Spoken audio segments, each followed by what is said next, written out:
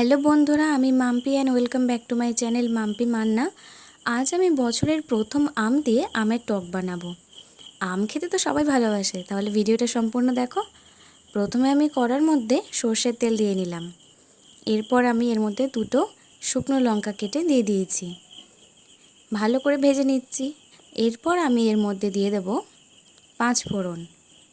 এই 5 ফোড়ন আর শুকনো লঙ্কা দিলে কিন্তু টকের একটা আলাদাই স্বাদ আসে। এরপর আমি আমের টুকরোগুলো দিয়ে দিচ্ছি। আর হ্যাঁ, এই আমগুলো কিন্তু আমি 1 ঘন্টা ধরে নুন হলুদ জলে ভিজিয়ে রেখেছিলাম, যাতে টকটা তৈরি হওয়ার পর কোনো কষা কষা ভাব না আসে। ভালো করে ভেজে নিতে হবে এবার। তবে হ্যাঁ, আঁচ কিন্তু একদম কম রেখে এটা করতে হবে। এরপর আমি এর মধ্যে পরিমাণ মতো নুন দিয়ে নিলাম। নুন দিয়েও ভালো করে মিশিয়ে নিলাম। ভালো করে মিশিয়ে নেওয়ার পর এরপর আমি এর মধ্যে দিয়ে দিচ্ছি 1 চামচ পরিমাণ হলুদ গুঁড়ো। আবারও সব কিছু ভালো করে মিশিয়ে নেব। এরপর আসল জিনিস মানে চিনি দেওয়ার পালা। আমি এখানে 6 চামচ চিনি দিচ্ছি। আপনারা চাইলে চিনির পরিমাণ কম বেশি অবশ্যই করতে পারেন। তারপর ভালো করে সবগুলোকে আবারও মিশিয়ে নিচ্ছি।